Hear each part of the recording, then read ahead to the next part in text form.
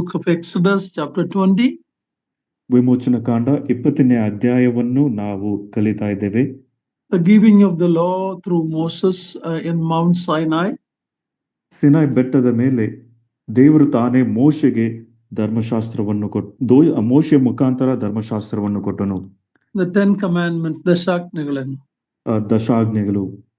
We have looked at the 10 commandments have two sections. First one, man's relationship with God, the first 4 commandments.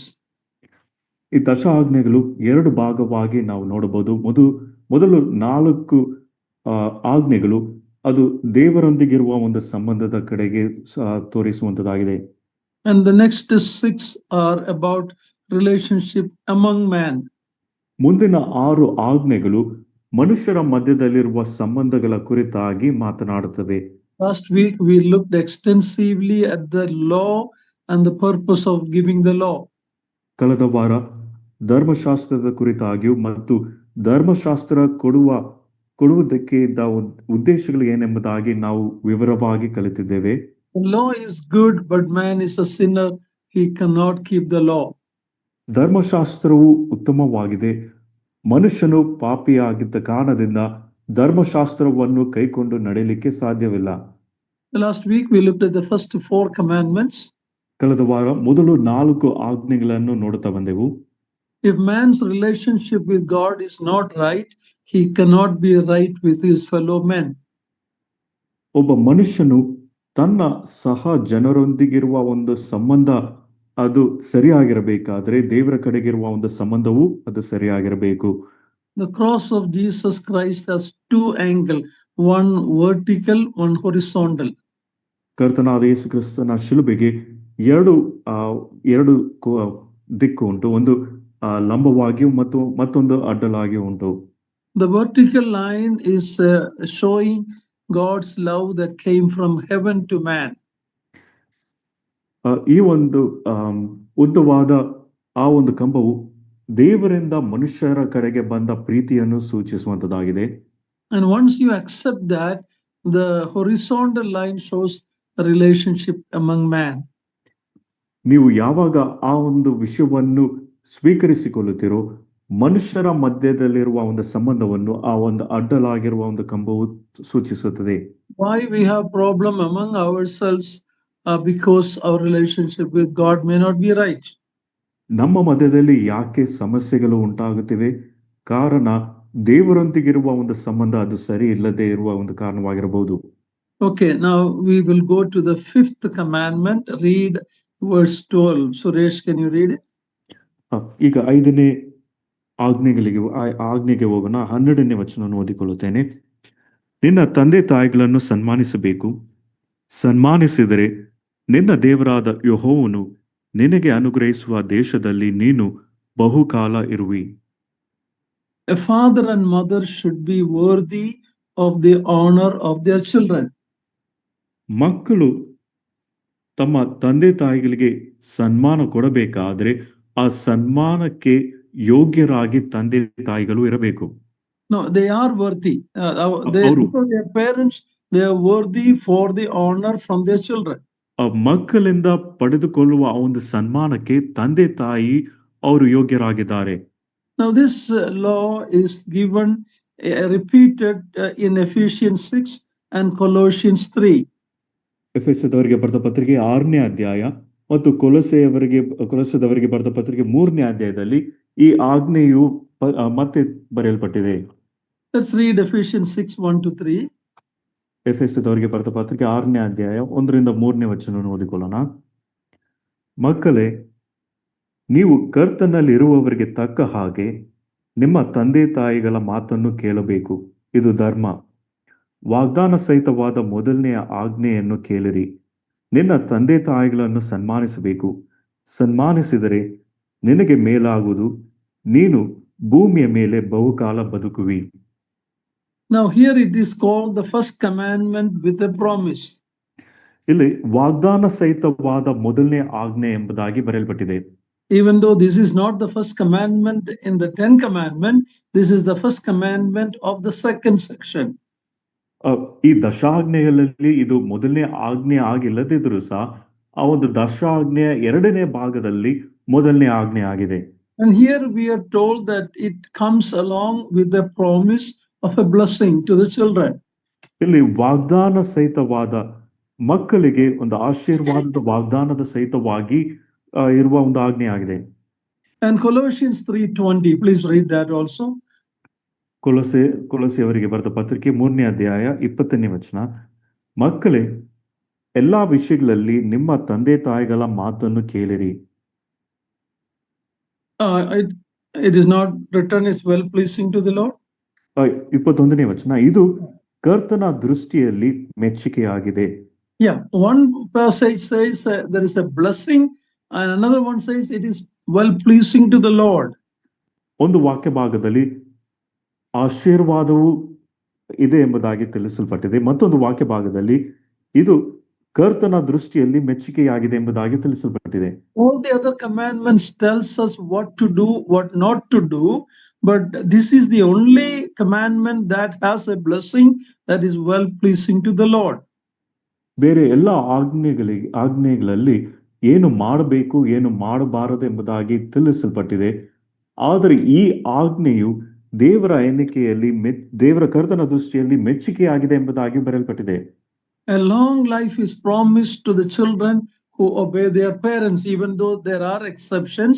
Sometimes even godly children or young people may die early in God's timing.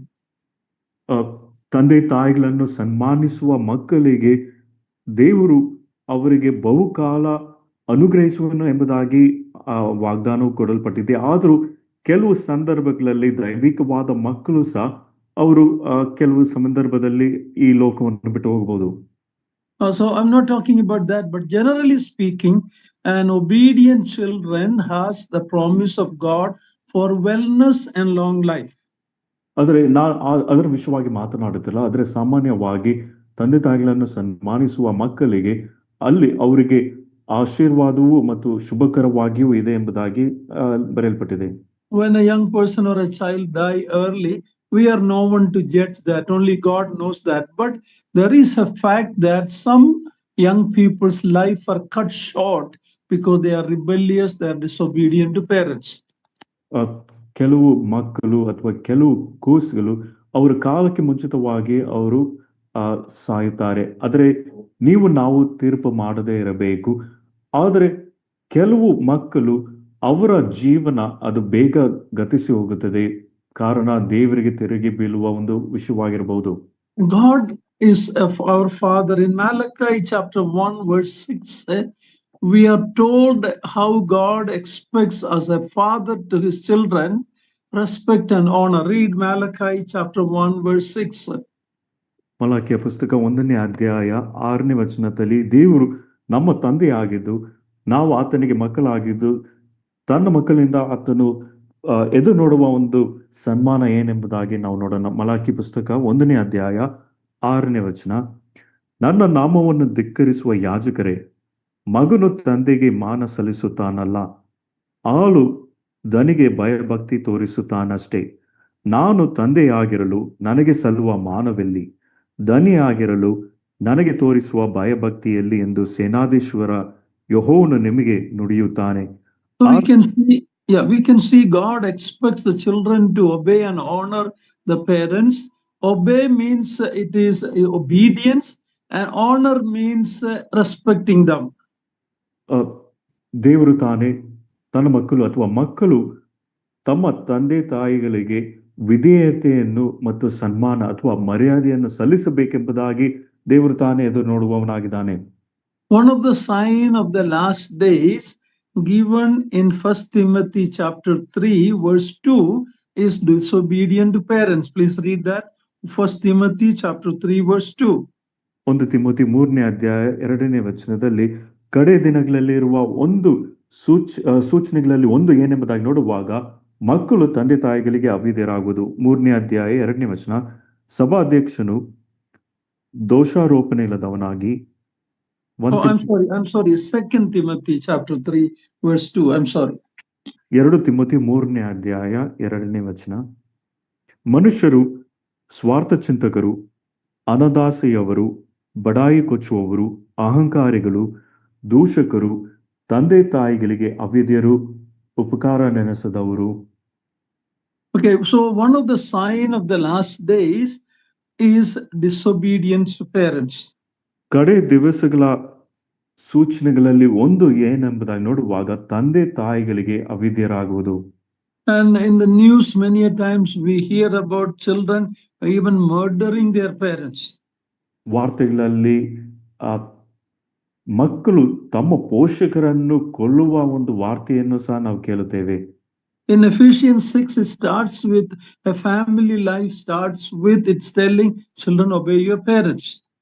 ಎಫೆಸದವರಿಗೆ ಬರೆದ ಪತ್ರಿಕೆ 6ನೇ ಅಧ್ಯಾಯದಲ್ಲಿ ಒಂದು ಕುಟುಂಬವು ಹೇಗೆ ಅದು ಪ್ರಾರಂಭವಾಗುತ್ತದೆ, ಅಥವಾ ಮಕ್ಕಳು ನೀವು ಕರ್ತನಲ್ಲಿ ಇರುವವರಿಗೆ ತಕ್ಕ ಹಾಗೆ ನಿಮ್ಮ ತಂದೆ ತಾಯಿಗಳನ್ನು ಮಾತನ್ನು ಕೇಳಬೇಕೆಂಬುದಾಗಿ ಪ್ರಾರಂಭವಾಗುತ್ತದೆ.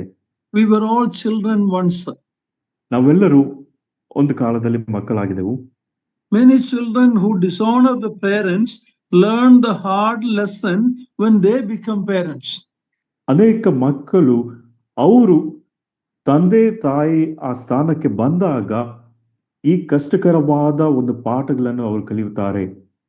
Today children don't want to even take care of their elderly parents. ಈ ಪ್ರಸ್ತುತ ದಿನಗಳಲ್ಲಿ ಆ ಮಕ್ಕಳು ಹಿರಿಯ ಪ್ರಾಯದಲ್ಲಿರುವ ತಮ್ಮ ಪೋಷಕರನ್ನು ನೋಡಿಕೊಳ್ಳುವುದಕ್ಕೂ ಮನಸ್ಸಿಲ್ಲ. I'm involved in running a senior home, an old age home, so I see many children's attitude towards their elderly parents. ನಾನು ಒಂದು ವೃದ್ಧಾಶ್ರಮವನ್ನು ನಡೆಸಿಕೊಂಡು ಬರುತ್ತಿದ್ದೇನೆ. ಅಲ್ಲಿ ಹಿರಿಯ ಪ್ರಾಯದವರಾಗಿರುವ ಪೋಷಕರ ಕಡೆಗೆ ಈ ಮಕ್ಕಳ ಒಂದು ಮನಸ್ಥಿತಿ ಎಂತದೆಂಬುದಾಗಿ ನಾನು ನೋಡಿದ್ದೇನೆ. In the Western countries, even in India, there is two major sin. One is aborting little children.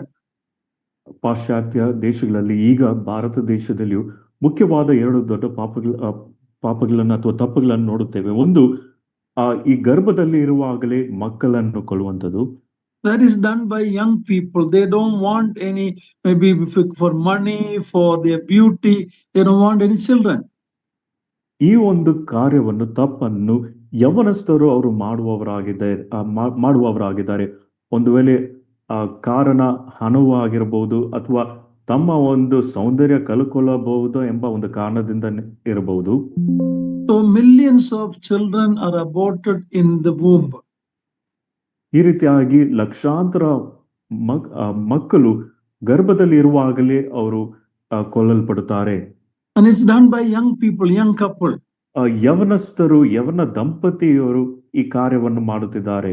And these young people, when they get older, ಈ ಯವನ ದಂಪತಿಯವರು ಅವರು ವೃದ್ಧರಾದಾಗ their children practice what is called euthanasia. Euthanasia means mercy killing. These old people are not really worth caring for them, so let us give them euthanasia or mercy killing. This is happening many places in the West. It is not, abortion is very famous in India, but euthanasia has not come that much in India, but I am sure it will come. ಈ ಪಾಶ್ಚಾತ್ಯ ದೇಶಗಳಲ್ಲಿ ಮಾಡುವ ಮತ್ತೊಂದು ತಪ್ಪು ಏನೆಂಬುದಾಗಿ ನೋಡುವಾಗ ಈ ದಯಾಮರಣ ಅಥವಾ ಯೂಥನೇಷಿಯಾ ಎಂಬುದಾಗಿ, ಅದೇನೆಂದರೆ ಹಿರಿಯ ಪ್ರಾಯದಲ್ಲಿ ಇರುವ ಪೋಷಕರನ್ನು ಅವರು ಕೊಲ್ಲುವಂಥದ್ದು. ಈ ಒಂದು ವಿಷಯವು ಭಾರತ ದೇಶದಲ್ಲಿ ಇಲ್ಲದಿದ್ದರೂ ಸಹ ಪಾಶ್ಚಾತ್ಯ ದೇಶಗಳಲ್ಲಿ ಯವನ ದಂಪತಿಯರು ಅಥವಾ ಯವನ ಮಕ್ಕಳು ಹಿರಿಯ ಪ್ರಾಯದಲ್ಲಿರುವ ಮಕ್ಕಳನ್ನು ಒಂದು ದಯಾಮರಣವನ್ನು ಮಾಡುವ ಅಥವಾ ಆ ರೀತಿಯಾಗಿ ಕೊಲ್ಲುವವರಾಗಿದ್ದಾರೆ. That is means the doctors will be asked to give them slowly injection or something so they can die.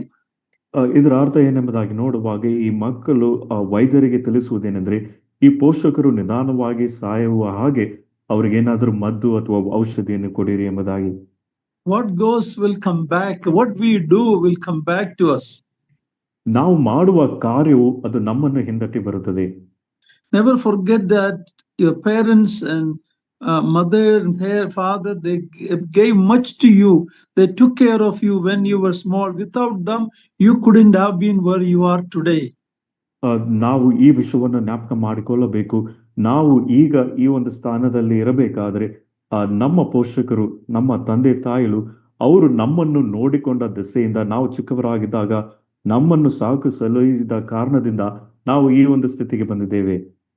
If even if your parents are unbelievers, it is a right thing to respect them and honor them. That is the best way you can preach the gospel through this act of yours. ನಮ್ಮ ಪೋಷಕರು ಅವಿಶ್ವಾಸಿಗಳಾಗಿದ್ದರೂ ಸಹ ನಾವು ಮಾಡಬಹುದಾದ ಉತ್ತಮ ಕಾರ್ಯ ಏನೆಂಬುದಾಗಿ ನೋಡುವಾಗ ಅವರನ್ನು ಸನ್ಮಾನಿಸುವವರಾಗಿ ನಾವಿರಬೇಕು. Under the Old Testament law, if a son or a child is disobedient and rebellious, you know what was supposed to be done to that son? ಹಳೆ ಒಡಂಬಡಿಕೆಯ ನಿಯಮದ ಪ್ರಕಾರ ಒಬ್ಬ ಮಗನು ಅಥವಾ ಮಗಳು ತಂದೆ ತಾಯಿಗಳಿಗೆ ಅವಿಧೇಯನಾಗಿರುವುದಾದರೆ ಆ ನಿಯಮದ ಪ್ರಕಾರ ಮಕ್ಕಳಿಗೆ ಏನಾಗಬೇಕು ಗೊತ್ತಾಗಿದೆಯಾ? Read Deuteronomy chapter 21 verses 18 to 21. ಧರ್ಮೋಪದೇಶ ಕಾಂಡ 21ನೇ ಅಧ್ಯಾಯ 18ನೇ ವಚನದಿಂದ 21ನೇ ವಚನ ತನಕ ಓದಿಕೊಳ್ಳೋಣ. ಧರ್ಮೋಪದೇಶ ಕಾಂಡ 21ನೇ ಅಧ್ಯಾಯ 18ರಿಂದ, ಒಬ್ಬ ಮಗನು ತಂದೆ ತಾಯಿಗಳ ಆಜ್ಞೆಗೆ ಒಳಗಾಗದೆ ಶಿಕ್ಷಿಸಲ್ಪಟ್ಟರೂ ಮೊಂಡನೂ ಅವಿಧೇಯನೂ ಆಗಿ ಅವರ ಮಾತನ್ನು ಕೇಳದೆ ಹೋದರೆ ತಂದೆ ತಾಯಿಗಳು ಅವನನ್ನು ಹಿಡಿದು ಊರ ಬಾಗಿಲಿಗೆ ಹಿರಿಯರ ಮುಂದೆ ತಂದು ಅವರಿಗೆ, ಈ ನಮ್ಮ ಮಗನು ನಮ್ಮ ಮಾತನ್ನು ಕೇಳುವುದೇ ಇಲ್ಲ, ಆಜ್ಞೆಗೆ ಒಳಗಾಗುವುದಿಲ್ಲ, ಇವನು ಮೊಂಡ, ಕುಡುಕ, ತುಂಟ ಎಂದು ಸಾಕ್ಷಿ ಹೇಳಬೇಕು. ಆಗ ಊರಿನವರೆಲ್ಲರೂ ಅವನನ್ನು ಕಲ್ಲೆಸೆದುಕೊಳ್ಳಬೇಕು. ಹೀಗೆ ನೀವು ಆ ದುಷ್ಟತ್ವವನ್ನು ನಿಮ್ಮ ಮಧ್ಯದೊಳಗಿಂದ ತೆಗೆದು ಹಾಕಿ ಬಿಡಬೇಕು. ಇಸ್ರಾಯೇಲರೆಲ್ಲರೂ ಕೇಳಿ ಭಯಪಡುವರು. You see what a terrible consequence for disobedience under the law. ಧರ್ಮಶಾಸ್ತ್ರದ ಅಡಿಯಲ್ಲಿ ಅವಿಧೇಯರಾಗುವುದಾದರೆ ಎಂಥ ಒಂದು ಪರಿಣಾಮ ಎಂಬುದಾಗಿ ವಾಕ್ಯವು ತಿಳಿಸುತ್ತದೆ. And now when we come to the New Testament under grace in Luke chapter 15, we know the story of the prodigal son. ಆದರೆ ನಾವು ಹೊಸ ಒಡಂಬಡಿಕೆಯಲ್ಲಿ ಕೃಪಾ ಒಂದು ಯುಗದ ಅಡಿಯಲ್ಲಿ ಇರುವಾಗ ಲೂಕನ ಬರೆದ ಸುವಾರ್ತೆ 15ನೇ ಅಧ್ಯಾಯದಲ್ಲಿ ಏನಾಗುತ್ತದೆ ಎಂಬುದಾಗಿ ನಮಗೆ ಗೊತ್ತಿದೆ. Read verse 20 to 24. ಲೂಕನ ಬರೆದ ಸುವಾರ್ತೆ 15ನೇ ಅಧ್ಯಾಯ 22ನೇ ವಚನದಿಂದ 24ನೇ ವಚನ ತನಕ. 20 to 24. 20ರಿಂದ 24.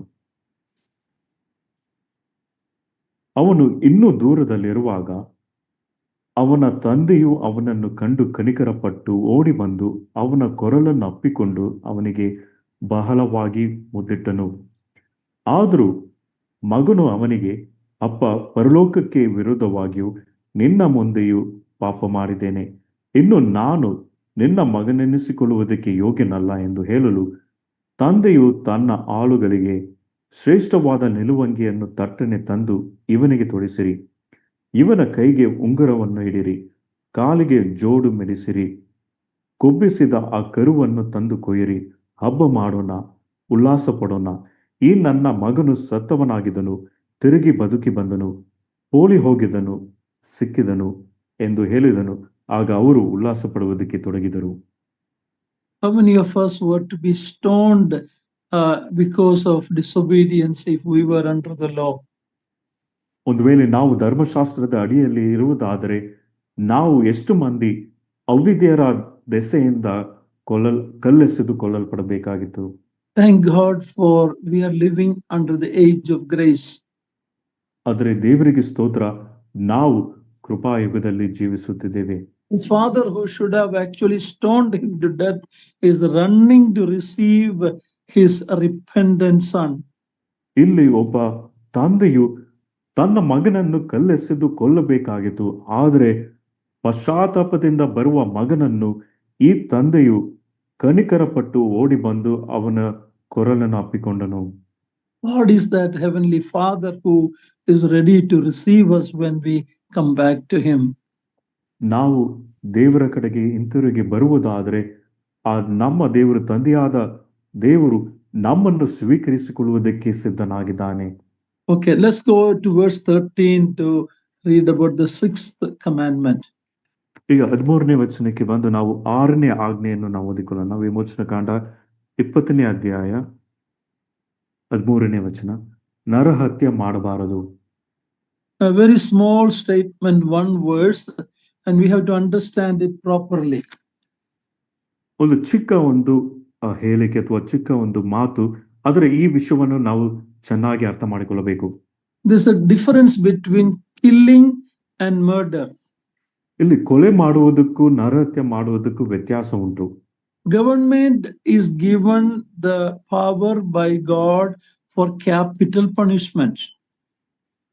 ಸರ್ಕಾರವು ದೇವರು ತಾನೇ ಕೊಟ್ಟ ಅಧಿಕಾರದ ಮೂಲಕ ಮರಣ ಶಿಕ್ಷೆಯನ್ನು ವಿಧಿಸಬಹುದು. In Genesis chapter 9 verse 5 and 6, please read that. ಆದಿಕಾಂಡ 9ನೇ ಅಧ್ಯಾಯ 5 ಮತ್ತು 6ನೇ ವಚನಗಳು. ಆದಿಕಾಂಡ 9, 5 ಮತ್ತು 6. ಇದಲ್ಲದೆ ನಿಮ್ಮ ರಕ್ತವನ್ನು ಸುರಿಸಿ ಜೀವ ತೆಗೆಯುವವರಿಗೆ ಮುಯ್ಯಿ ತೀರಿಸುವೆನು. ಮೃಗವಾಗಿದ್ದರೆ ಅದಕ್ಕೂ ಮನುಷ್ಯನಾಗಿದ್ದರೆ ಹತವಾದವನು ಅವನ ಸಹೋದರನಾಗಿರುವುದರಿಂದ ಅವನಿಗೂ ಮುಯ್ಯಿ ತೀರಿಸುವೆನೆಂದು ತಿಳಿದುಕೊಳ್ಳಿರಿ. God is talking about by man's hand, man's blood should be avenged. ಮನುಷ್ಯರ ಮೂಲಕ ಮನುಷ್ಯರ ರಕ್ತಕ್ಕೆ ಮುಯ್ಯಿ ತೀರಿಸಲ್ಪಡಬೇಕು. It is in Genesis 9 that God instituted human government. ಆದಿಕಾಂಡ 9ನೇ ಅಧ್ಯಾಯದಲ್ಲಿ ಮಾನುಷಿಕ ಸರ್ಕಾರವನ್ನು ದೇವರು ತಾನೇ ಸ್ಥಾಪಿಸಿದನು. But when we come to the 6th commandment, this commandment is not given to nation but to individuals. ಆದರೆ ವಿಮೋಚನ ಕಂಡ 20ನೇ ಅಧ್ಯಾಯ 13ನೇ ವಚನಕ್ಕೆ ಬರುವಾಗ ನರಹತ್ಯೆ ಮಾಡಬಾರದೆಂಬುದಾಗಿ ಈ ಆಜ್ಞೆಯು ಜನಾಂಗಕ್ಕೆ ಕೊಡಲ್ಪಡಲಿಲ್ಲ, ಆದರೆ ವೈಯಕ್ತಿಕ ವ್ಯಕ್ತಿಗಳಿಗೆ ಕೊಡಲ್ಪಟ್ಟಿದೆ. Many people think that believers should not join army, military service, because they are in the military. You may be involved in and killing the enemies. ಅನೇಕ ವಿಶ್ವಾಸಿಗಳು ನೆನೆಸುವುದೇನೆಂದ್ರೆ, ವಿಶ್ವಾಸಿಗಳು ಸರ್ಕಾರ ಸೈನ್ಯಕ್ಕೆ ಸೇರಿಕೊಳ್ಳಬಾರದು, ಕಾರಣ ಅಲ್ಲಿ ವೈರಿಗಳನ್ನು ಕೊಲ್ಲುವ ಒಂದು ಸಾಧ್ಯತೆ ಉಂಟಾಗುತ್ತದೆ.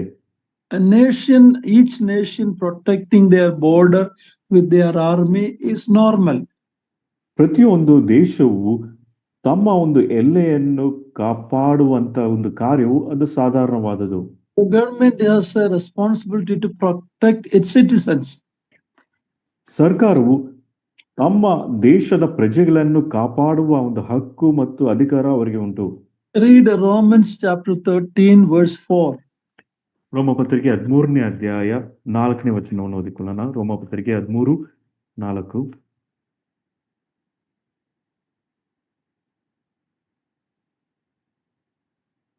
ರೋಮಪತ್ರಿಕೆ 13:4. ಅವನು ನಿನ್ನ ಹಿತಕ್ಕೋಸ್ಕರ ದೇವರ ಸೇವಕನಾಗಿದ್ದಾನಲ್ಲ, ಆದರೆ ನೀನು ಕೆಟ್ಟದನ್ನು ಮಾಡಿದರೆ ಭಯಪಡಬೇಕು. ಅವನು ಸುಮ್ಮನೆ ಕೈಯಲ್ಲಿ ಕತ್ತಿಯನ್ನು ಹಿಡಿದಿಲ್ಲ, ಅವನು ದೇವರ ಸೇವಕನಾಗಿದ್ದು ಕೆಟ್ಟದನ್ನು ನಡೆಸುವವನಿಗೆ ದೇವರ ದಂಡನೆಯನ್ನು ವಿಧಿಸುತ್ತಾನೆ. Government is given the authority, power to execute capital punishment on those who take somebody's life. So here it says God has given a sword in their hand.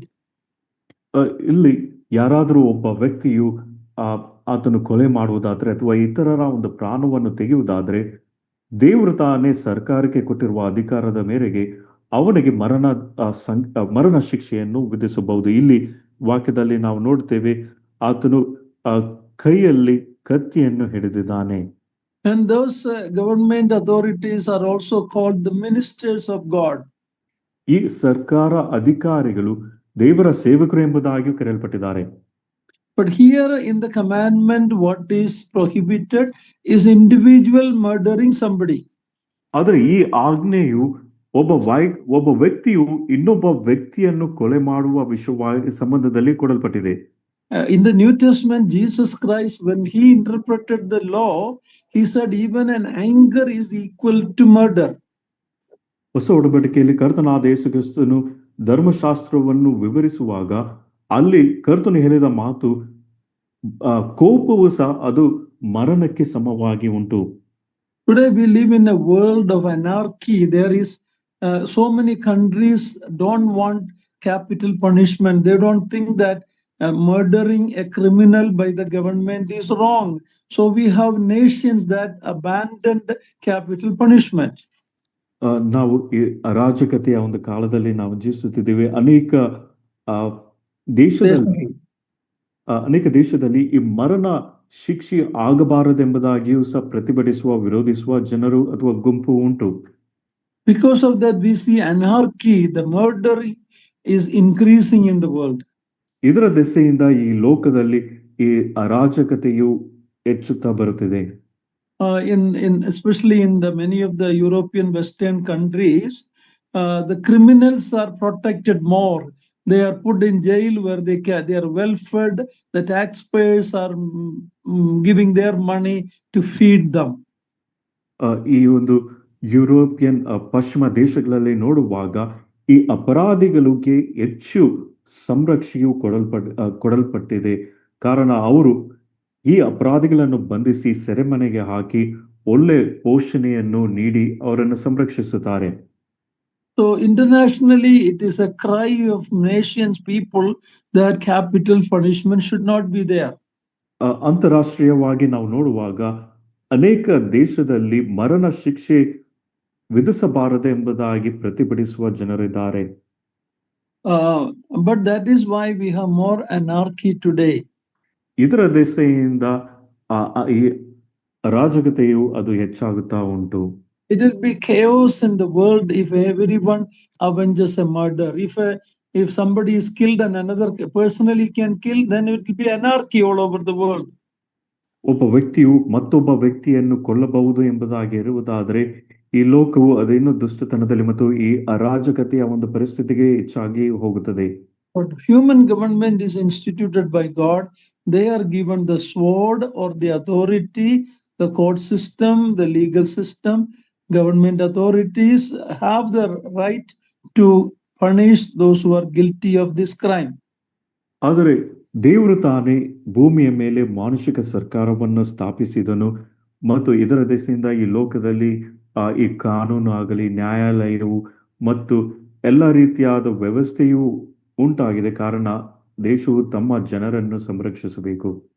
You should not murder because a person's life, a person created in the image of God, you cannot take his life.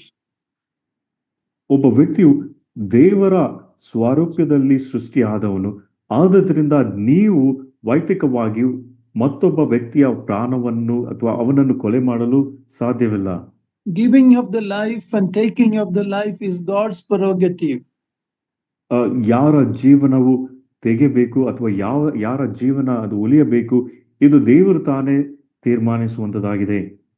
And we read about mass murderers going loose in many countries today. ಈ ಪ್ರಸ್ತುತ ದಿನಗಳಲ್ಲಿ ಅನೇಕ ದೇಶಗಳಲ್ಲಿ ಈ ಸರಣಿಯಾಗಿ ಅಥವಾ ಕೊಲ್ಲುವವರನ್ನು ಅವರು ಸ್ವತಂತ್ರರಾಗಿ ಅಥವಾ ಬಿಡುಗಡೆಯ ಅಥವಾ ಸ್ವತಂತ್ರರಾಗಿರುವುದನ್ನು ನಾವು ಗಮನಿಸುತ್ತೇವೆ. Numbers 35 verse 11 and 12, God has given Israel a city of refuge for those who murdered unintentionally.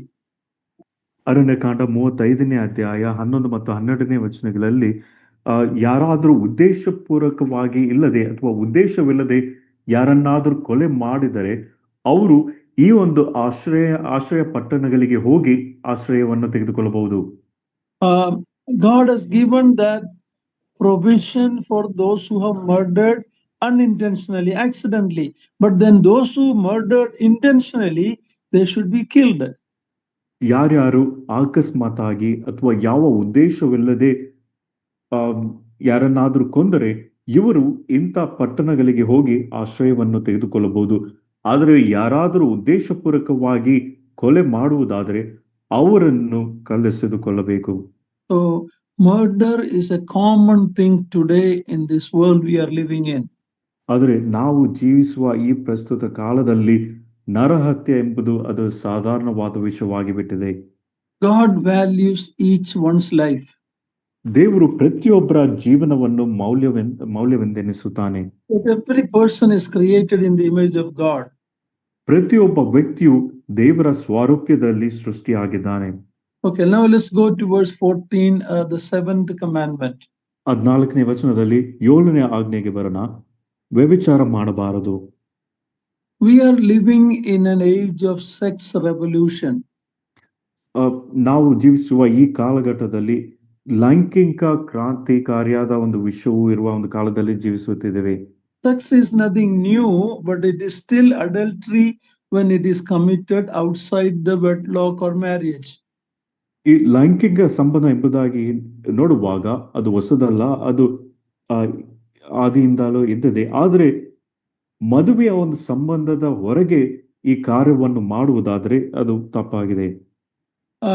Hebrews 14 verse 4, after talking about marriage, it tells that God will judge the fornicators and adulterers. Hebrews 14 verse 4. Please read that. ಹೆಬ್ರಿಯರಿಗೆ ಬರೆದ ಪತ್ರಿಕೆ 14 chapter 14 verse 4. I'm sorry, 13:4.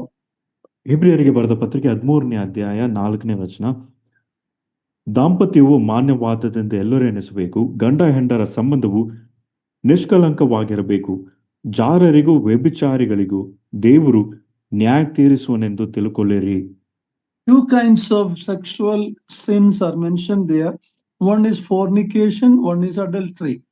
ಈ ವಾಕ್ಯದಲ್ಲಿ ಎರಡು ತರಹದ ಲೈಂಗಿಕ ಪಾಪಗಳು ತಿಳಿಸಲ್ಪಟ್ಟಿವೆ.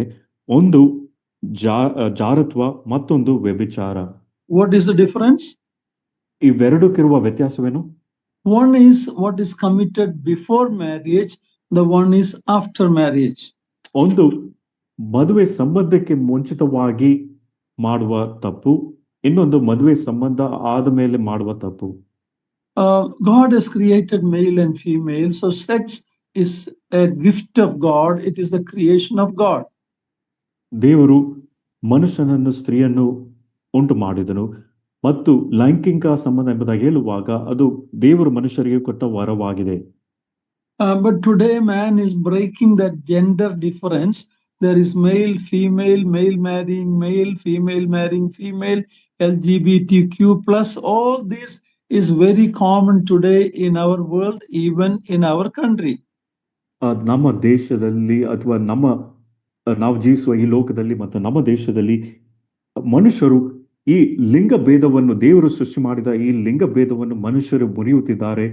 ಈ ಪ್ರಸ್ತುತ ಕಾಲಗಳಲ್ಲಿ ಪುರುಷನನ್ನು ಮದುವೆ ಮಾಡಿಕೊಳ್ಳುವುದು, ಸ್ತ್ರೀಯು ಸ್ತ್ರೀಯನ್ನು ಮದುವೆ ಮಾಡಿಕೊಳ್ಳುವುದು ಮತ್ತು ಈ LGBTQ ಪ್ಲಸ್ ಈ ರೀತಿಯಾದ ಅನೇಕ ಲಿಂಗ ಭೇದಗಳನ್ನು ಅವರು ದೇವರು ಮಾಡಿದ ವಿಷಯಗಳನ್ನು ಹಾಳು ಮಾಡಿದ್ದಾರೆ. Jesus Christ explained the seventh commandment in the New Testament, not just the act of adultery, but even looking at a woman with a lustful mind, it is equal to committing adultery. ಕರ್ತನಾದ ಯೇಸು ಕ್ರಿಸ್ತನು ಹೊಸ ಒಡಂಬಡಿಕೆಯಲ್ಲಿ ಇದರ ಕುರಿತಾಗಿ ಮಾತನಾಡಿದ್ದಾನೆ.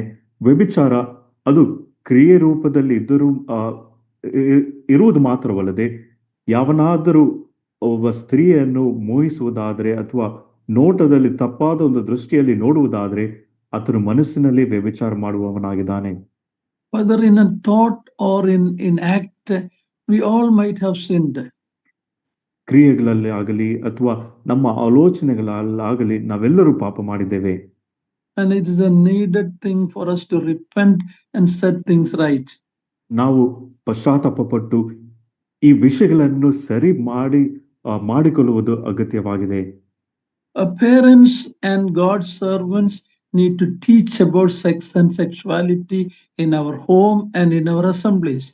ನಮ್ಮ ಮನೆಗಳಲ್ಲಿಯೂ ಮತ್ತು ನಮ್ಮ ಸಭೆಗಳಲ್ಲಿಯೂ ದೇವರ ಸೇವಕರು ಅಥವಾ ಹಿರಿಯರು ಮತ್ತು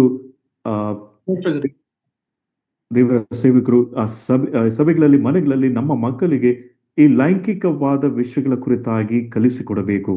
Unfortunately, we don't hear it from our parents, and many young parents don't share this with the children. ಅದರ ದುಃಖಕರವಾಗಿ ನಮ್ಮ ಪೋಷಕರಾಗಲಿ ಅಥವಾ ಸಭೆಗಳಲ್ಲಾಗಿ ಈ ವಿಷಯವನ್ನು ಯವನಸ್ಥರೊಂದಿಗೆ ಅಥವಾ ಮಕ್ಕಳೊಂದಿಗೆ ಇದರ ಕುರಿತಾಗಿ ಮಾತನಾಡುವುದಿಲ್ಲ. Marriage counseling is a very important need in our midst before we plan marriage for our children. Actually, early when they are able to understand, the parents first should talk to the children about the gift of sexuality and what the Bible teaches that can prevent them from a wrong relationship and the consequence of that. ಮದುವೆಗೆ ಮುಂಚಿತವಾಗಿ ಈ ಮದುವೆಯ ಸಮಾಲೋಚನೆ ಲೈಂಗಿಕವಾದ ವಿಷಯವಾಗಿ ಅವರಿಗೆ ಕಲಿಸಿಕೊಡಬೇಕು. ಅದು ಮಾತ್ರವಲ್ಲದೆ ಪೋಷಕರು ಮನೆಯಲ್ಲಿ ತಮ್ಮ ಮಕ್ಕಳಿಗೆ ಈ ಒಂದು ಲೈಂಗಿಕವಾದ ವಿಷಯವನ್ನು ಗ್ರಹಿಸುವುದಕ್ಕೆ ಅವರಿಗೆ ವಯಸ್ಸು ಬಂದಾಗಲೇ ಇದರ ವಿಷಯವಾಗಿ ನಾವು ಮಕ್ಕಳಿಗೆ ಕಲಿಸಿಕೊಡುವವರಾಗಿರಬೇಕು. ಆಗ ಇಂಥ ಒಂದು ತಪ್ಪುಗಳು ಅಥವಾ ಪಾಪಗಳು ತಡೆಗಟ್ಟುವುದಕ್ಕೆ ಸಾಧ್ಯವಾಗುತ್ತದೆ. Sex is a gift from God, and abuse of it has a high price to pay. ಲೈಂಗಿಕ ಸಂಬಂಧ ಎಂಬುದು ದೇವರು ತಾನೇ ಮನುಷ್ಯರಿಗೆ ಕೊಟ್ಟ ಒಂದು ವರವಾಗಿದೆ. ಆದರೆ ಇದನ್ನು ನಾವು ಮನುಷ್ಯರು ದುರುಪಯೋಗ ಮಾಡುವುದಾದರೆ ಅದರ ಪರಿಣಾಮ ಎದುರಿಸಬೇಕು. Sexuality, sex is perfectly all right within the boundary of matrimony. ಮದುವೆ ಸಂಬಂಧದ ಎಲ್ಲೆಯೊಳಗೆ ಲೈಂಗಿಕ ಸಂಬಂಧ ಅದು ತಕ್ಕದು ಅಥವಾ ಸರಿಯಾದದು. Having worked with many patients in Accept ministry, we have seen the consequence of many people's lose life. ಈ ಒಂದು ಅಕ್ಸೆಪ್ಟ್ ಸಂಸ್ಥೆಯಲ್ಲಿ ಈ ರೋಗಿಗಳ ಜೀವಿತದಲ್ಲಿ ನಾನು ವಿವರಿಸಿದ ಒಂದು ಕಾರಣದಿಂದ ಈ ಒಂದು ಪಾಪ ಮಾಡಿದ ಒಂದು ದೆಸೆಯಿಂದ ಅದರ ಪರಿಣಾಮ ಏನೆಂಬುದಾಗಿ ನಾನು ಅರ್ಥ ಮಾಡಿಕೊಂಡಿದ್ದೇನೆ. Bible has so much to talk about sex and sexuality. ಲೈಂಗಿಕ ಮತ್ತು ಲೈಂಗಿಕ ಸಂಬಂಧದ ಕುರಿತಾಗಿ ದೇವರ ವಾಕ್ಯವು ಅನೇಕ ವಿಷಯಗಳು ನಮಗೆ ಕಲಿಸಿಕೊಡುತ್ತದೆ. In the book of Proverbs, young men are told, children are told to be careful, don't get involved in illegitimate sex. ಜ್ಞಾನೋಕ್ತಿ ಪುಸ್ತಕದಲ್ಲಿ ಯವನಸ್ಥರಿಗೆ ಅಥವಾ ಮಕ್ಕಳಿಗೆ ಒಂದು ತಪ್ಪಾದ ಒಂದು ಸಂಬಂಧದಲ್ಲಿ ಒಳಗಾಗಬಾರದು, ಅದರ ಎಚ್ಚರಿಕೆಯ ಮಾತುಗಳು ವಾಕ್ಯಗಳು ಕೊಡಲ್ಪಟ್ಟಿವೆ. There is a big price to pay through diseases, broken homes, and tragedy in marriages as a result of violating the 7th commandment. ಈ 7ನೇ ಆಜ್ಞೆಯನ್ನು ನಾವು ಉಲ್ಲಂಘಿಸುವುದಾದರೆ ಅನೇಕ ಪರಿಣಾಮಗಳನ್ನು ಎದುರಿಸುವವರಾಗಿರುತ್ತಾರೆ. ಅನೇಕ ಅನಾರೋಗ್ಯದಲ್ಲಿ ಬೀಳುವಂಥದ್ದಾಗಲಿ ಅಥವಾ ಕುಟುಂಬಗಳು ಒಡೆದು ಹೋಗುವುದಾಗಲಿ, ಇಂಥ ಅನೇಕ ಪರಿಣಾಮಗಳು ಎದುರಿಸಬೇಕಾಗುತ್ತದೆ. In our assemblies or in our homes, we normally don't talk about this. ನಮ್ಮ ಸಭೆಗಳಲ್ಲಾಗಲಿ ಅಥವಾ ನಮ್ಮ ಮನೆಗಳಲ್ಲಿ ಇದರ ಕುರಿತಾಗಿ ಸಾಧಾರಣವಾಗಿ ನಾವು ಮಾತನಾಡುವುದಿಲ್ಲ. It's very important that parents sit with their children and explain about biblical sexuality. ಸತ್ಯವೇದಕ್ಕೆ ಅನುಸಾರವಾಗಿರುವ ಲೈಂಗಿಕ ಸಂಬಂಧ ಎಂಥದಾಗಿರಬೇಕೆಂಬುದಾಗಿ ಪೋಷಕರು ತಮ್ಮ ಮಕ್ಕಳಿಗೆ ಮನೆಯಲ್ಲಿ ಕಲಿಸಿಕೊಡಬೇಕು. If we don't teach, they will learn from the wrong company, through the internet, through their peers, through their friends. They will learn, and it could be very costly. ನಾವು ನಮ್ಮ ಮಕ್ಕಳಿಗೆ ಕಲಿಸಿಕೊಡದೆ ಹೋದರೆ ಅವರು ಹೊರಗೆ ಇಂಟರ್ನೆಟ್ ಮೂಲಕವಾಗಲಿ ಅಥವಾ ತಪ್ಪಾದ ಒಂದು ಸಹಕಾರದ ಸ್ನೇಹಿತರೊಂದಿಗೆ ಅವರು ತಪ್ಪಾಗಿ ಕಲಿತುಕೊಳ್ಳುವ ಎಲ್ಲ ಒಂದು ಸಾಧ್ಯತೆ ಉಂಟು. In the Western countries, a child, if that boy or girl is a virgin, many of the friends will mock at them. In other words, they think it is wrong to remain pure before marriage. ಪಾಶ್ಚಾತ್ಯ ದೇಶಗಳಲ್ಲಿ ಒಬ್ಬ ಹುಡುಗ ಅಥವಾ ಒಬ್ಬ ಹುಡುಗಿ ಅವರು ಈ ಲೈಂಗಿಕ ಸಂಬಂಧದಲ್ಲಿ ಒಳಗಾಗದೇ ಇರುವುದಾದರೆ ತಮ್ಮ ಜೊತೆ ಸ್ನೇಹಿತರು ಇದರ ಕುರಿತಾಗಿ ಅಪಹಾಸ್ಯ ಮಾಡುವವರಾಗಿದ್ದಾರೆ. There's so much peer pressure young people will go through. So this is very important that the parents and God's servants share the truth about sexuality according to the Bible. ಈ ರೀತಿಯಾಗಿ ಯವನಸ್ಥರು ಅನೇಕ ಒತ್ತಡದಲ್ಲಿ ಅವರು ಹಾದು ಹೋಗುವವರಾಗಿರುತ್ತಾರೆ. ಆದ ಕಾರಣದಿಂದ ಸಭೆಗಳಲ್ಲಾಗಲಿ ಅಥವಾ ಮನೆಗಳಲ್ಲಿ ಸಭಾ ಹಿರಿಯರು, ಸೇವಕರು, ಪೋಷಕರು ಮಕ್ಕಳಿಗೆ ಚಿಕ್ಕ ವಯಸ್ಸಿನಿಂದಲೇ ಇದರ ವಿಷಯವಾಗಿ ಅವರಿಗೆ ಕಲಿಸಿಕೊಡಬೇಕು. You may ask how much I can tell. According to the understanding of the children, you should be able to tell. Parents should be the best friends for their children to share this truth and challenge them to remain pure in their life. ನೀವು ಒಂದು ವೇಳೆ ನಿಮಗೆ ಈ ರೀತಿಯಾದ ಪ್ರಶ್ನೆ ಇರಬಹುದು, ಎಷ್ಟು ನಾವು ಮಕ್ಕಳಿಗೆ ಹಂಚಿಕೊಳ್ಳಬೇಕು, ಎಷ್ಟು ಹೇಳಿಕೊಳ್ಳಬೇಕೆಂಬುದಾಗಿ. ಆದರೆ ಆ ಮಕ್ಕಳು ಎಷ್ಟರ ಮಟ್ಟಿಗೆ ಅರ್ಥ ಮಾಡಿಕೊಳ್ಳುವುದಕ್ಕೆ ಶಕ್ತರಾಗಿದ್ದರು, ಅಷ್ಟರ ಮಟ್ಟಿಗೆ ದೇವರ ವಾಕ್ಯಕ್ಕನುಸಾರವಾಗಿ ಇದರ ಕುರಿತಾಗಿ ನಾವು ಮಾತನಾಡಬೇಕು, ಅವರಿಗೆ ಕಲಿಸಿಕೊಡಬೇಕು. ಮತ್ತು ಅದು ಮಾತ್ರವಲ್ಲದೆ ಅವರು ಶುದ್ಧರಾಗಿ ಅಥವಾ ಇನ್ನೂ ಪವಿತ್ರರಾಗಿ ಇರಬೇಕಾದ ಒಂದು ಅವಶ್ಯಕತೆಯನ್ನು ಸಹ ಅವರಿಗೆ ಕಲಿಸಿಕೊಡುವವರಾಗಿರಬೇಕು. One of the best gift in marriage you can give to your wife or your husband is the purity. ನಿಮ್ಮ ಗಂಡ ಅಥವಾ ನಿಮ್ಮ ಹೆಂಡತಿಗೆ ನೀವು ಕೊಡಬಹುದಾದ ಉತ್ತಮ ವರ ಏನೆಂಬುದಾಗಿ ನೋಡುವಾಗ ಅದು ಪವಿತ್ರತೆ. 1 Corinthians 7:2, please read it. We live in a world filled with immorality. 1 Corinthians 7:2. 1 ಕೊರಿಂಥ 7ನೇ ಅಧ್ಯಾಯ 2ನೇ ವಚನವನ್ನು ಓದಿಕೊಳ್ಳೋಣ. 1 ಕೊರಿಂಥ 7:2. Corinthians 7:2. ಆದರೆ ಜಾರತ್ವವು ಪ್ರಬಲವಾಗಿರುವುದರಿಂದ ಪ್ರತಿಯೊಬ್ಬನಿಗೆ ಸ್ವಂತ ಹೆಂಡತಿಯೂ ಇರಲಿ, ಪ್ರತಿಯೊಬ್ಬಳಿಗೆ ಸ್ವಂತ ಗಂಡನೂ ಇರಲಿ. Yeah, we live in a world filled with sexual immorality. ನಾವು ಜೀವಿಸುವ ಈ ಲೋಕದಲ್ಲಿ ಜಾರತ್ವವು ಪ್ರಬಲವಾಗಿದೆ. I don't know how many young people are listening to me. ಎಷ್ಟು ಯವನಸ್ಥರು ನನ್ನನ್ನು ಈ ಮಾತನ್ನು ಕೇಳುತ್ತಿದ್ದಾರೆ ಎಂಬುದಾಗಿ ಗೊತ್ತಿಲ್ಲ. There's a big price to pay for sexual immorality. ಲೈಂಗಿಕ ಅಥವಾ ಅನೈತಿಕವಾದ ಒಂದು ಸಂಬಂಧದಲ್ಲಿ ಒಳಗಾಗುವುದಾದರೆ ದೊಡ್ಡ ಬೆಲೆ ನಾವು ಕೊಡಬೇಕು. In Acts 15:20, in the Jerusalem Council, when apostles were writing the letter to the Gentile churches, they're told to avoid idolatry and sexual immorality. Acts 15:20, please read that. ಅಪೊಸ್ತಲರ ಕೃತ್ಯಗಳು 15ನೇ ಅಧ್ಯಾಯ 20ನೇ ವಚನ. ಆದರೆ ವಿಗ್ರಹಕ್ಕೆ ನೈವೇದ್ಯ ಮಾಡಿದನ್ನು, ಆಧಾರವನ್ನು, ಕುತ್ತಿಗೆ ಇಸುಕಿ ಕೊಂದದನ್ನು, ರಕ್ತವನ್ನು ವಿಸರ್ಜಿಸಬೇಕೆಂದು ನಾವು ಅವರಿಗೆ ಕಾಗದವನ್ನು ಬರೆದು ಅಪ್ಪಣೆ ಕೊಡೋಣ. Two of the major sins of the Gentiles were idolatry and immorality. ಅನ್ಯ ಜನಾಂಗದವರ ಪಾಪಗಳಲ್ಲಿ ಮುಖ್ಯವಾದ ಎರಡು ಯಾವುದೆಂಬುದಾಗಿ ನೋಡುವಾಗ ಒಂದು ವಿಗ್ರಹ ಆರಾಧನೆ ಮತ್ತು ಮತ್ತೊಂದು ಆಧಾರ. I wish my parents and my Bible teachers shared about this with me when I was young. I did not get it. ನಾನು ಯವನಸ್ಥನಾಗಿದ್ದಾಗ ನನ್ನ ಪೋಷಕರಾಗಲಿ ಅಥವಾ ವಾಕ್ಯೋಪದೇಶ ಮಾಡುವವರಾಗಲಿ ನನಗೆ ಕಲಿಸಿಕೊಟ್ಟಿದ್ದರೆ ಚೆನ್ನಾಗಿತ್ತೆಂಬುದಾಗಿ ನಾನು ನೆನೆಸುತ್ತಿದ್ದೇನೆ. ಆದರೆ ನನಗೆ ಆ ಒಂದು ಅವಕಾಶ ದೊರೆಯಲಿಲ್ಲ. And it is very important we understand there's nothing wrong in talking about biblical sexuality, because Bible very clearly talks about in the Song of Solomon, in Proverbs, and many other passages we are given teachings about this.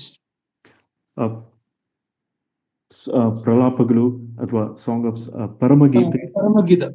ಪರಮಗೀತೆ ಮತ್ತು ಜ್ಞಾನೋಕ್ತಿಗಳಲ್ಲಿ ಈ ಲೈಂಗಿಕ ಸಂಬಂಧ ವಿಷಯವಾಗಿ ಅನೇಕ ವಿಷಯಗಳು ನಮಗೆ ಬೋಧಿಸಲ್ಪಡುತ್ತದೆ. ಆದ್ದರಿಂದ ನಾವು ಇದರ ಕುರಿತಾಗಿ ಮಾತನಾಡುವುದು ಅಗತ್ಯವಾಗಿದೆ. ಇದರಲ್ಲಿ ಏನು ತಪ್ಪಿಲ್ಲ. In Israel, adultery deserved stoning. Israel ದೇಶದಲ್ಲಿ ಯಾವನಾದರೂ ವ್ಯಭಿಚಾರ ಮಾಡುವುದಾದರೆ ಅವರಿಗೆ ಕಲ್ಲೆಸೆದು ಕೊಲ್ಲಲ್ಪಡಬೇಕು. Not just the woman, but both man and woman. Opposite to that, we see in John's Gospel, chapter 8, the Pharisees, the religious leaders, bringing only a woman, asking Jesus, what do you say? The law of Moses says such should be stoned. But it is not only the woman, but the man also. You see how the culture is. It is so easy to catch a woman, but men are let go free many a times in the society. ಈ ತಪ್ಪು ಮಾಡುವವರು ಸ್ತ್ರೀ ಆಗಲಿ ಅಥವಾ ಪುರುಷರಾಗಲಿ ಇಬ್ಬರಿಗೂ ಶಿಕ್ಷೆ ಆಗಬೇಕು.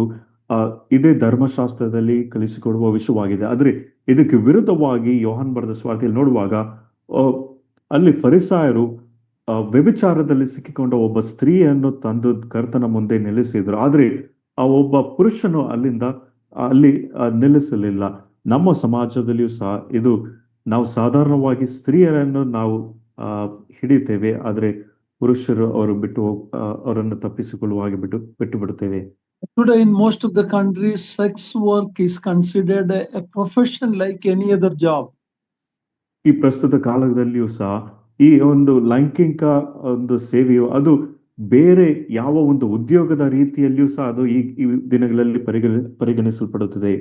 India has, according to statistics, 3 million sex workers. ಆ, ಭಾರತ ದೇಶದಲ್ಲಿ ಈ ಒಂದು ಸ್ಟ್ಯಾಟಿಸ್ಟಿಕ್ಸ್ ಪ್ರಕಾರ 30 ಲಕ್ಷ ಜನರು ಅವರು ಈ ಒಂದು ಲೈಂಗಿಕ ಒಂದು ಸೇವೆಯನ್ನು ಮಾಡುವವರಾಗಿದ್ದಾರೆ. In China, there is 5 million. China ದೇಶದಲ್ಲಿ 50 lakh. Thailand is known as a country where sex work is a tourism business. It brings the government so much money. Thailand ಈ ದೇಶದಲ್ಲಿ ನೋಡುವಾಗ ಇದು ಒಂದು ಪ್ರವಾಸಿ ಅಥವಾ ಈ ಒಂದು ಟೂರಿಸಂ ಬಿಸ್ನೆಸ್ ಆಗಿ ಈ ಒಂದು ಸೇವೆಯನ್ನು ನೋಡುತ್ತೇವೆ. ಆ ಸರ್ಕಾರಕ್ಕೆ ಈ ಒಂದು ಲೈಂಗಿಕವಾದ ಒಂದು ಕೆಲಸದಿಂದ ಅವರು ಆದಾಯವನ್ನು ಸಂಪಾದಿಸುತ್ತಿದ್ದಾರೆ. The city of Bangkok is well known for its sex business. Bangkok ಎಂಬ ಪಟ್ಟಣವು ಸಹ ಈ ಒಂದು ಲೈಂಗಿಕ ಒಂದು ವ್ಯಾಪಾರಕ್ಕೆ ಅದು ಪ್ರಸಿದ್ಧವಾಗಿ ಉಂಟು. So the seventh commandment is God's standard for man. That other woman is not your wife. So having a relationship, it is banned in the law. ಧರ್ಮಶಾಸ್ತ್ರದಲ್ಲಿ 7ನೇ ಆಜ್ಞೆಯು ಅದು ಇಸ್ರಾಯೇಲರಿಗೆ ಕೊಡಲ್ಪಟ್ಟಿದೆ. ಅದರ ಅರ್ಥ ಏನೆಂಬುದಾಗಿ ನೋಡುವಾಗ ಒಬ್ಬ ಇಸ್ರಾಯೇಲನು ಪರಸ್ತ್ರೀಯನ್ನು ಆತನು ಮೋಹಿಸಬಾರದು ಅಥವಾ ಇಚ್ಛಿಸಬಾರದು. So the eighth commandment is in verse 15. 15ನೇ ವಚನದಲ್ಲಿ 8ನೇ ಆಜ್ಞೆಯು ಉಂಟು. ಅದೇನೆಂದ್ರೆ ಕದಿಯಬಾರದು. Yeah, it is again the same thing, that thing whatever you are stealing is not yours. ನೀವು ಕದಿಯುವ ವಸ್ತು ಅದು ನಿಮ್ಮದಲ್ಲ. You should respect the property of others. ಇತರರ ವಸ್ತುವಾಗಲಿ ಅಥವಾ ಆಸ್ತಿಯನ್ನಾಗಲಿ ನಾವು ಅದನ್ನು ಗೌರವಿಸಬೇಕು. And now verse 16, I'm just going little fast now. Verse 16. ಬೇಗ ಹೋಗುತ್ತೇನೆ. 16ನೇ ವಚನದಲ್ಲಿ ಮತ್ತೊಬ್ಬನ ಮೇಲೆ ಸುಳ್ಳು ಸಾಕ್ಷಿ ಹೇಳಬಾರದು. Bearing false witness is a serious matter linked with lying, because when you give false witness, you are lying. It is connected with the eighth commandment. ಇಲ್ಲಿ ಮತ್ತೊಬ್ಬನ ಮೇಲೆ ಸುಳ್ಳು ಸಾಕ್ಷಿ ಹೇಳಬಾರದೆಂಬುದಾಗಿ ಹೇಳುವಾಗ ಇಲ್ಲಿ ಮತ್ತೊಂದು ಆಜ್ಞೆ ಉಂಟು. ಅದೇನೆಂದ್ರೆ ಸುಳ್ಳು ಆಡುವುದು, ಇದಕ್ಕೆ ಅದು ಜೋಡಣೆ ಆಗಿ ಉಂಟು. Our court systems, our legal systems are all nothing but false witnesses. ನಮ್ಮ ಒಂದು ನ್ಯಾಯಾಲಯದ ಒಂದು ವ್ಯವಸ್ಥೆ ಆಗಲಿ ಅಥವಾ ಈ ಎಲ್ಲ ಒಂದು ಲೀಗಲ್ ಸಿಸ್ಟಮ್ಸ್ ಆಗಲಿ ಎಲ್ಲವೂ ತಪ್ಪಾಗಿ ಉಂಟು. And now verse 17, the 10th commandment. ಈಗ 10ನೇ ಆಜ್ಞೆ 17ನೇ ವಚನದಲ್ಲಿ ಮತ್ತೊಬ್ಬನ ಮನೆಯನ್ನು ಆಶಿಸಬಾರದು, ಮತ್ತೊಬ್ಬನ ಹೆಂಡತಿ, ಗಂಡಾಲು, ಹೆಣ್ಣಾಲು, ಹೆತ್ತು, ಕತ್ತೆ ಮುಂತಾದ ಯಾವುದನ್ನು ಆಶಿಸಬಾರದು. We can call it covetousness. ಇದು ದ್ರವ್ಯಾಶೆ ಎಂಬುದಾಗಿಯೂ ನಾವು ಕರೆಯಬಹುದು. According to Apostle Paul or the Holy Spirit, it is equal to idolatry. Read Colossians chapter 3 verse 5. ಕೊಲೊಸ್ಸದವರಿಗೆ ಬರೆದ ಪತ್ರಿಕೆ 3ನೇ ಅಧ್ಯಾಯ 5ನೇ ವಚನ. ಕೊಲೊಸ್ಸೆಯವರಿಗೆ ಬರೆದ ಪತ್ರಿಕೆ 3:5. ಆದುದರಿಂದ ನಿಮ್ಮಲ್ಲಿರುವ ಭೂ ಸಂಬಂಧವಾದ ಭಾವಗಳನ್ನು ಸಾಯಿಸಿರಿ. ಜಾರತ್ವ, ಬಂಡುತನ, ಕಾಮಾಭಿಲಾಷೆ, ದುರಾಶೆ, ವಿಗ್ರಹಾರಾಧನೆಗೆ ಸಮವಾಗಿರುವ ಲೋಭ ಇವುಗಳನ್ನು ವಿಸರ್ಜಿಸಿಬಿಡಿರಿ. Covetousness or lobha in Kannada, it is compared or equal to idolatry. ಈ ಲೋಭ ಎಂಬುದಾಗಿ ಹೇಳುವಾಗ ಅದು ವಿಗ್ರಹಾರಾಧನೆಗೆ ಸಮವಾಗಿ ಉಂಟು. This is one of the great sin of the present day and age, where people are so set on making maximum money they can, love of money. ಈ ಪ್ರಸ್ತುತ ಕಾಲಘಟ್ಟದಲ್ಲಿ ಇದು ಒಂದು ದೊಡ್ಡ ಒಂದು ಪಾಪವಾಗಿದೆ. ಅದೇನೆಂದ್ರೆ ಹಣದಾಸೆಯು. ಮನುಷ್ಯರು ಎಷ್ಟು ಸಾಧ್ಯವೋ ಅಷ್ಟು ಹಣವನ್ನು ಸಂಪಾದಿಸಬೇಕೆಂಬುದಾಗಿ ಮುಂದಾಗಿದ್ದಾರೆ. This has become the life purpose of many, even believers. How much maximum we can make, how much maximum we can store for our children. ಅನೇಕ ಜನರಿಗೆ, ವಿಶ್ವಾಸಿಗಳು ಸಹ ಒಳಗೊಂಡು ಅವರಿಗೆ ಇದು ಒಂದು ಮುಖ್ಯವಾದ ಒಂದು ಗುರಿಯಾಗಿದೆ.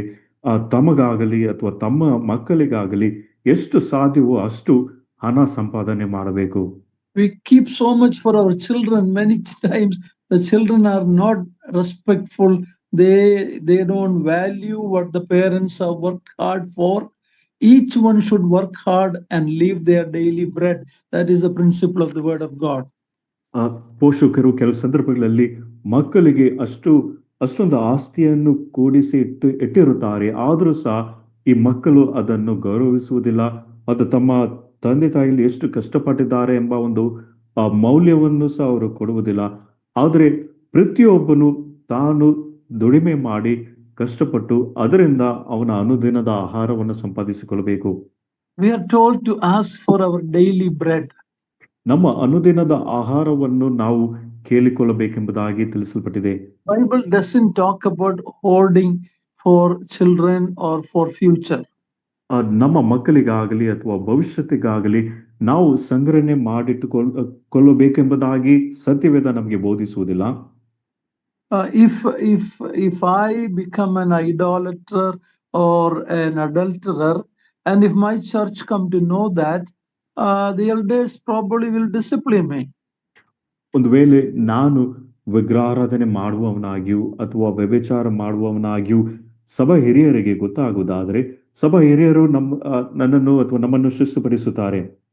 But how many elders have disciplined a believer for being covetous, being lover of money? We never hear about that. ಆದರೆ ಒಬ್ಬ ವಿಶ್ವಾಸಿಯು ಅವನು ದ್ರವ್ಯಾಶವುಳ್ಳವನಾಗಿರುವುದಾಗಲಿ ಅಥವಾ ಈ ಲೋಭ ಎಂಬ ಒಂದು ವಿಷಯವು ಅವನಿಗಿರುವುದಾಗಲಿ ಸಭಾ ಹಿರಿಯರು ಇಂಥ ವಿಶ್ವಾಸಿಗಳನ್ನು ಸರಿಪಡಿಸಿದನ್ನು ನಾವೆಂದಿಗೂ ಕೇಳುವುದಿಲ್ಲ. But Bible says it is equal to covetousness is equal to idolatry. ಈ ಲೋಭ ಎಂಬುದಾಗಿ ಹೇಳುವಾಗ ಅದು ವಿಗ್ರಹಾರಾಧನೆಗೆ ಸಮ ಎಂಬುದಾಗಿ ಸತ್ಯವೇದ ಕಲಿಸಿಕೊಡುತ್ತದೆ. How can we avoid this sin?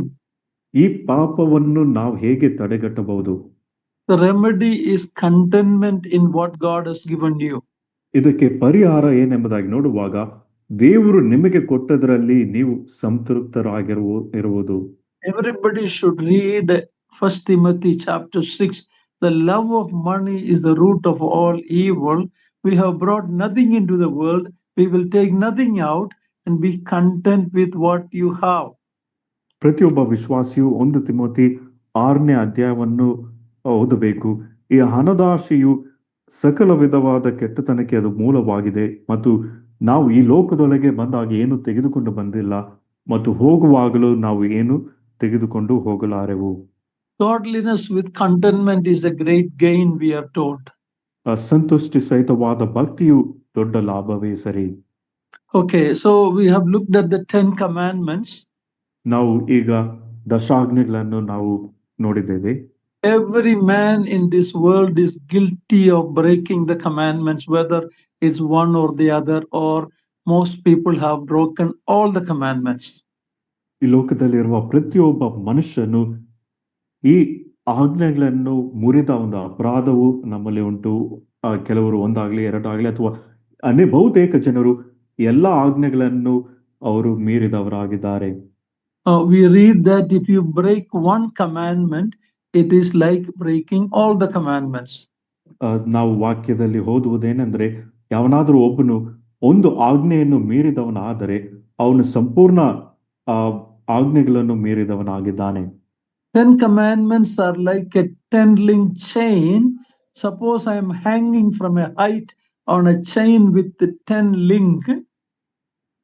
ಈ 10 ಆಜ್ಞೆಗಳು ಅಥವಾ ದಶ ಆಜ್ಞೆಗಳು ಒಂದು ಚೈನ್ ಅಲ್ಲಿ ಇರುವ ಒಂದು 10 ಲಿಂಕ್ ಆಗಿ ಉಂಟು. ಮತ್ತು hanging on a chain with 10 link, how many link need to be broken for me to fall down? ಒಂದು ವೇಳೆ ನಾನು ಆ ಒಂದು 10 ಲಿಂಕ್ ಇರುವ ಒಂದು ಚೈನ್ ಅಲ್ಲಿ ನಾನು ನೇತಾಡುವುದಾದ್ರೆ ಅದರಿಂದ ನಾನು ಬೀಳಬೇಕಾದ್ರೆ ಒಂದು 10ರಲ್ಲಿ ಎಷ್ಟು ಮುರಿದು ಹೋಗಬೇಕು? One is enough. ಒಂದು ಸಾಕಾಗಿದೆ.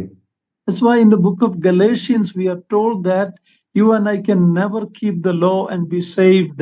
If you break one, it is equal to breaking all. We are losers if we try to get right with God by keeping commandments. ಆದುದರಿಂದ ಗಲಾತ್ಯದವರಿಗೆ ಬರೆದ ಪತ್ರಿಕೆಯಲ್ಲಿ ನಾವು ಈ ಒಂದು ಆಜ್ಞೆಗಳನ್ನು ಕೈಕೊಂಡು ನಮ್ಮನ್ನು ರಕ್ಷಿಸಿಕೊಳ್ಳುವುದಕ್ಕೆ ಸಾಧ್ಯವಿಲ್ಲ ಎಂಬುದಾಗಿ ತಿಳಿಸಲ್ಪಟ್ಟಿದೆ. ಮತ್ತು ನಾವೆಲ್ಲರೂ ಈ ಒಂದು ಆಜ್ಞೆಗಳನ್ನು ಮುರಿದವರಾಗಿ ನಾವು can you repeat that? We have all broken the law of God. ದೇವರ ಧರ್ಮಶಾಸ್ತ್ರವನ್ನು ನಾವು ಮುರಿದವರಾಗಿದ್ದೇವೆ. The law demands perfection. ಧರ್ಮಶಾಸ್ತ್ರವು ನಮ್ಮಿಂದ ಪರಿಪೂರ್ಣತೆಯನ್ನು ಎದುರು ನೋಡುತ್ತಿದೆ. We can be saved by the law if we are totally perfect, but none is. ನಾವು ಸಂಪೂರ್ಣವಾಗಿ ಅಥವಾ ಪರಿಪೂರ್ಣವಾಗಿರುವುದಾದರೆ ಧರ್ಮಶಾಸ್ತ್ರದ ಮೂಲಕ ರಕ್ಷಿಸಲ್ಪಡಬಹುದು, ಆದರೆ ನಮ್ಮಲ್ಲಿ ಯಾರು ಪರಿಪೂರ್ಣರಲ್ಲ. In the commandment we saw two phases. One is love for God, second one is love for the neighbor. ದಶಾಜ್ಞೆಗಳಲ್ಲಿ ಎರಡು ಭಾಗವನ್ನು ನಾವು ನೋಡುತ್ತೇವೆ. ಒಂದು ದೇವರ ಕಡೆಗೆ ಇರುವ ಒಂದು ಪ್ರೀತಿ ಮತ್ತು ಮತ್ತೊಂದು ಒಂದು ನೆರೆಯವರ ಕಡೆಗೆ ಇರುವ ಒಂದು ಪ್ರೀತಿಯ ವಿಷಯವಾಗಿ. Galatians 5:14, please read that. ಗಲಾತ್ಯದವರಿಗೆ ಬರೆದ ಪತ್ರಿಕೆ 5ನೇ ಅಧ್ಯಾಯ 14ನೇ ವಚನವನ್ನು ಓದಿಕೊಳ್ಳೋಣ. ನಿನ್ನ ನೆರೆಯವನನ್ನು ನಿನ್ನಂತೆಯೇ ಪ್ರೀತಿಸು ಎಂಬ ಒಂದೇ ಮಾತಿನಲ್ಲಿ ಧರ್ಮಶಾಸ್ತ್ರವೆಲ್ಲ ಅಡಕವಾಗಿದೆ. Loving God and loving the neighbor. ದೇವರನ್ನು ಪ್ರೀತಿಸುವಂತದ್ದು ಮತ್ತು ನೆರೆಯವರನ್ನು ಪ್ರೀತಿಸುವಂತದ್ದು. Thank God, where the law couldn't, grace came and saved a poor sinner like me, like you. ಎಲ್ಲಿ ಧರ್ಮಶಾಸ್ತ್ರವು ನಮ್ಮಂತ ಒಬ್ಬ ಬಡ ಪಾಪಿಯನ್ನು ರಕ್ಷಿಸಲಿಕ್ಕೆ ಸಾಧ್ಯವಾಗಲಿಲ್ಲವೋ ದೇವರಿಗೆ ಸ್ತೋತ್ರ, ಕೃಪೆಯು ನಮ್ಮನ್ನು ರಕ್ಷಿಸಿತು. If the law demands God's perfect holiness, grace reveals God's goodness and wonder of our God. ಧರ್ಮಶಾಸ್ತ್ರವು ದೇವರ ಒಂದು ಪರಿಶುದ್ಧತೆಯನ್ನು ಪ್ರಕಟಿಸುವಂತದ್ದಾಗಿದೆ, ಆದರೆ ಕೃಪೆಯಾದರೂ ದೇವರ ಒಂದು ಅದ್ಭುತವನ್ನು, ದೇವರ ಒಳ್ಳೆತನವನ್ನು ಪ್ರಕಟಿಸುವಂತದ್ದಾಗಿದೆ. Read verse 18 and 19 now. 18 ಮತ್ತು 19ನೇ ವಚನಗಳನ್ನು ಓದಿಕೊಳ್ಳೋಣ. ಆ ಗುಡುಗು ಮಿಂಚುಗಳನ್ನು ತುತ್ತೂರಿ ಧ್ವನಿಯಾಗುತ್ತಿರುವುದನ್ನು, ಬೆಟ್ಟದಿಂದ ಹೊಗೆ ಹೊರಡುವುದನ್ನು ಜನರೆಲ್ಲರೂ ನೋಡಿ ನಡುಗುತ್ತಾ ದೂರದಲ್ಲಿ ನಿಂತುಕೊಂಡರು. ಅವರು ಮೋಶೆಗೆ, ನೀನೇ ನಮ್ಮ ಸಂಗಡ ಮಾತಾಡು, ನಾವು ಕೇಳುವೆವು. ದೇವರು ನಮ್ಮ ಸಂಗಡ ಮಾತಾಡಿದರೆ ನಾವು ಸತ್ತೇವು ಎಂದು ಹೇಳಿದರು. The effect of God's visit to Moses on Mount Sinai was a terrible fear among the Israelites. ದೇವರು ತಾನೇ ಮೋಶೆಯನ್ನು ಆ ಸಿನಾಯ್ ಬೆಟ್ಟದ ಮೇಲೆ ಭೇಟಿಯಾದಾಗ ಇದು ಇಸ್ರಾಯೇಲ್ ಜನರಿಗೆ ಭಯಂಕರವಾದ ಅಥವಾ ಭಯ ಉಂಟು ಮಾಡುವ ಒಂದು ಪರಿಸ್ಥಿತಿಯಾಗಿತ್ತು. Then God is telling through Moses that you should have the fear of God. That is why God has revealed himself like this. ನಿಮಗೆ ದೇವರ ಭಯಭಕ್ತಿ ಇರಬೇಕು, ಆ ಒಂದು ಕಾರಣದಿಂದಲೇ ದೇವರು ತಾನೇ ಈ ವಿಷಯಗಳನ್ನು ನಿಮಗೆ ಪ್ರಕಟಿಸಿದನು ಎಂಬುದಾಗಿ ಮೋಶೆ ಹೇಳಿದನು. The Lord appeared in this way to children of Israel to impress upon them that he is the living and holy God. ದೇವರು ತಾನೇ ಆತನು ಜೀವ ಸ್ವರೂಪನಾದ ಪರಿಶುದ್ಧನಾದ ದೇವರೆಂಬುದಾಗಿ ಇಸ್ರಾಯೇಲ್ ಜನರಿಗೆ ಪ್ರಕಟಿಸುವುದಕ್ಕಾಗಿ ಈ ರೀತಿಯಾಗಿ ತನ್ನನ್ನೇ ಪ್ರಕಟಿಸಿಕೊಂಡನು. They came out from Egypt where it was a land of idols, and the land where they are going, Canaan, is also a land of idols. So God is showing who he is to them. ಇಲ್ಲಿ ದೇವರು ತಾನು ಯಾರಾಗಿದ್ದಾನೆ ಎಂಬುದಾಗಿ ಇಸ್ರಾಯೇಲ್ ಜನರಿಗೆ ಪ್ರಕಟಿಸಿಕೊಳ್ಳುತ್ತಿದ್ದಾನೆ. ಕಾರಣ ಇಸ್ರಾಯೇಲ್ ಜನರು ಅವರು ಐಗುಪ್ತ ದೇಶದಿಂದ ಹೊರಗೆ ಬಂದರು ಮತ್ತು ಕಾನಾನ್ ದೇಶಕ್ಕೆ ಪ್ರವೇಶಿಸುವವರಾಗಿದ್ದಾರೆ. ಈ ಎರಡು ದೇಶವು ಐಗುಪ್ತ ದೇಶವಾಗಲಿ ಅಥವಾ ಕಾನಾನ್ ದೇಶವಾಗಲಿ ಇವೆರಡು ವಿಗ್ರಹಗಳಿಂದ ತುಂಬಿದವು.